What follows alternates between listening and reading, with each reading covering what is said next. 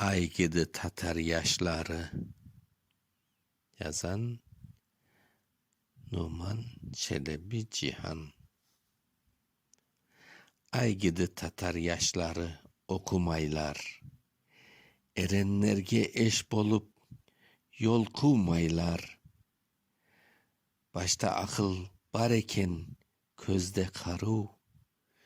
Körmey, bilmey cürmekten yalmaylar. Aygıdı Tatar yaşları, yok başları. Törelermen törde ösken yolbaşları. Yolbaşları bolmagandan horluk görüp, kayda varsa tögeler gözyaşları. Aygıdı Tatar yaşları okumaylar. Okusalar kimseden kem kalmaylar.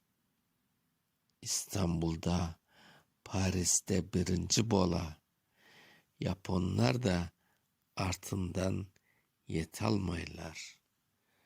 Okuyan Mustafa Şansal.